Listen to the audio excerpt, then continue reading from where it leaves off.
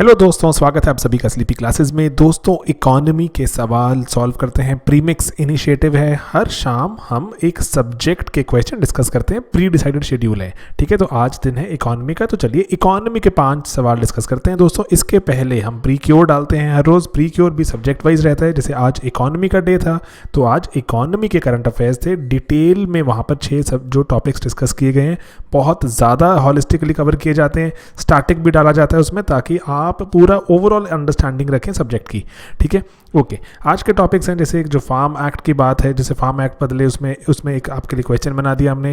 Then Beijing platform था action का। Then एक रिपोर्ट थी, future of jobs report. Then अभी एक रिसेंट एक फ्रेमवर्क भी लॉन्च किया गया, एंड एक और रिपोर्ट है लॉन्च की गई, उसके बारे में बात भी कर लेंगे, ठीक है दोस्तों। रिपोर्ट्स एक्सेट्रा हर साल दो तीन सवाल दिख जाते हैं, उनके कोई ना कोई जो इनपुट पॉइंट वगैरह मिल जाता है, तो इसलिए इंपॉर्टेंट है इस पर हम कंसिस्टेंटली नज़र बनाए भी रखें। ओके, तो दोस्तों मेंस डे इनिशिएटिव चल रहा है आप सभी के लिए, क्योंकि मेंस का सीज़न है। मेंस की तैयारी कीजिए, आंसर लिखिए, इवैल्यूएट करवाइए। अगर आप आंसर इवैल्यूएट नहीं करवा सकते तो मेंस डे इनिशिएटिव फॉलो कीजिए। क्वेश्चन मिलेगा, अपनी तरफ से आंसर लिखिए, मॉडल आंसर जो सुन लीजिए, कंपेयर कीजिए कि कितना अच्छा आपने आंसर लिखा था या नहीं, ठीक है।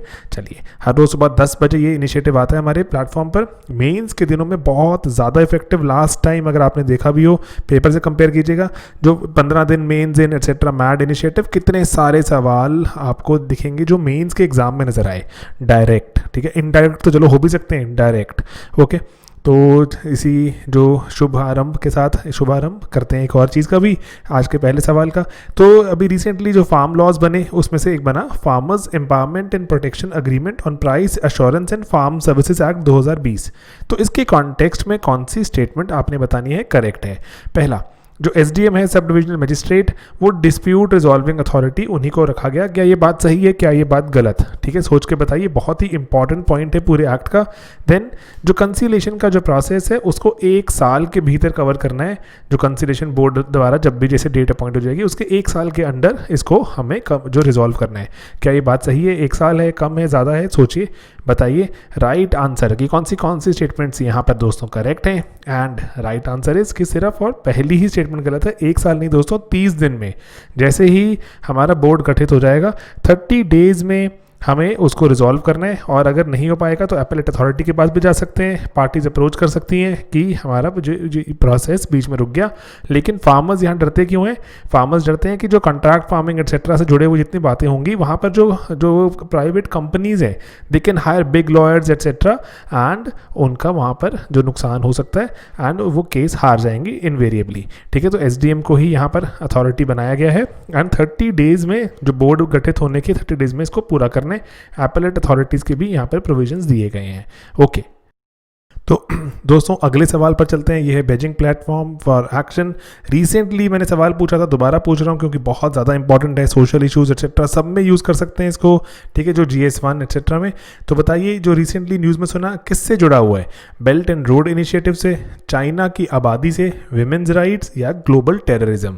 तो राइट आंसर बताइए दोस्तों, सोचिए समझिए। इंपॉर्टेंट है, आसान सवाल भी है, गलत नहीं होना चाहिए, क्योंकि right answer is women's right. दोस्तों 20 साल हो गए हैं इसको लागू हुए। 1995 में बीजिंग डिक्लेरेशन में साइन हुई थी, लेकिन 2000 में इसको लागू कर दिया गया था। 20 साल हो गए हैं, एंड हर 5 साल में इसको देखा जाता है कि इस पर अच्छा काम हो रहा है कि नहीं। किस पे? विमेन के राइट्स में लाइवलीहुड्स की बात की जाती है, education, health, security and shelter, ठीक है। जो हेल्थ और सिक्योरिटी में अगर बात करें कि नॉट सिर्फ उनको सिक्योरिटी की वायलेंस नहीं हो, जस्टिस भी प्रोवाइड करवाने वाली यहाँ पर प्रोविजंस रखी गई हैं, ठीक है। तो ये 20वां जो 25वीं वैसे वर्षगांठ है जो इसकी, जो 1995 में बीजिंग डिक्लेरेशन हुई थी, तो इसीलिए 2020 पर्टिकुलरली देखें, भारत ने भी ये साइन किया हुआ है। अब हर 5 साल में इसकी मॉनिटरिंग की बात की जाती है और उस पर जो ध्यान किया जाता है। बहुत ही इंपॉर्टेंट डिक्लेरेशन है, जो विमेन पर्टिकुलरली देखें एम्पावरमेंट में पूरी जो दिशा में जो काम चल रहा है उसके कॉन्टेक्स्ट में। ओके, तो दोस्तों यहाँ पर एक और रिपोर्ट है important, future of jobs report. Simply आपने मुझे बताना है, बस आसान सवाल है आज का ये भी, कि कौन सी इसको एजेंसी रिलीज़ करती है, वर्ल्ड बैंक या IMF या जो यूनाइटेड नेशंस का जो यूनेस्को में हम कहते हैं ना, economic and social council. Mains के लिए इंपॉर्टेंट रहता है, पक्का पढ़ के जाइए। And then world economic forum. तो इसमें से कौन सी agency future of jobs report के बारे में बात कर रही है? Alright, right answer is world economic forum. दोस्तों वर्ल्ड इकोनॉमिक फोरम ने जैसे रिसेंटली कहा, पहले जो उसने बताया था वल्नरेबिलिटीज कौन सी हैं, कौन सी इकोनॉमीज फ्यूचर में सर्वाइव करेंगी, कौन सी फ्यूचर रेडी हैं, कौन सी लैगर्ड हैं, नहीं कर पाएंगी।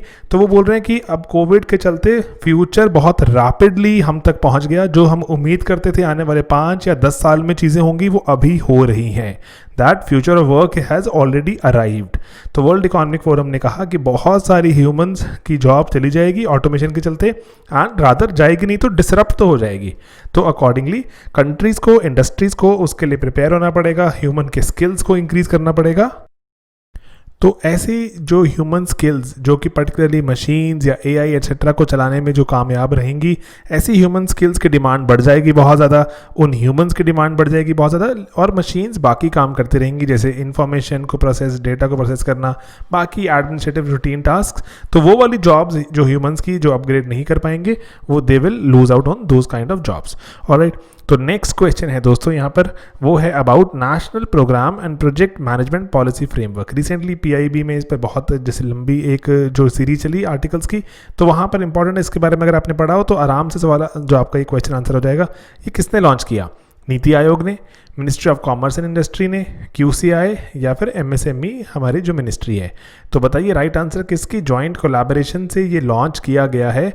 एंड दोस्तों अगर आप इसको ढंग से पढ़ रहे हैं, आसान सवाल है, मैंने कोई इंट्रिकेट इसमें कोई डीप वाली कोई नॉलेज पूछी ही नहीं। Right answer is NITI Aayog और QCI ने मिलकर इसको लॉन्च किया।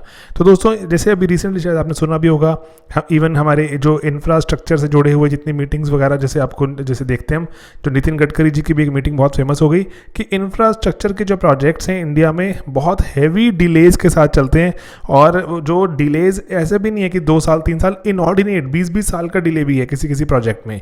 तो इसीलिए ज़रूरी है कि प्रोफेशनलिज्म को भी राइज किया जाए, एंड प्रोफेशनल जो हैं उनकी जो कैपेबिलिटी, कैपेसिटी, किस तरह से प्रोजेक्ट डिज़ाइन होते हैं, लैंड को लेकर जो इशू चलते हैं वो कैसे रिजॉल्व किए जाएं, तो पूरा एक उसको लेकर एक हॉलिस्टिक एक फ्रेमवर्क बनाने की तैयारी है, ताकि इंफ्रा प्रोजेक्ट्स, दोस्तों इंफ्रा प्रोजेक्ट्स डिले होने से वैसे नहीं है कि सिर्फ कि जनता को बहुत परेशानी कठिनाई होती है, वो तो है ही, उसके सिवा कॉस्ट ओवररन, जो प्रोजेक्ट 1000 करोड़ में पूरा होना चाहिए वो 20-20 हज़ार करोड़ तक जा रहे हैं, इतना ओवररन हो रहे हैं। तो इसलिए ज़रूरी है कि इस पर काम तेज़ी से किया जाए।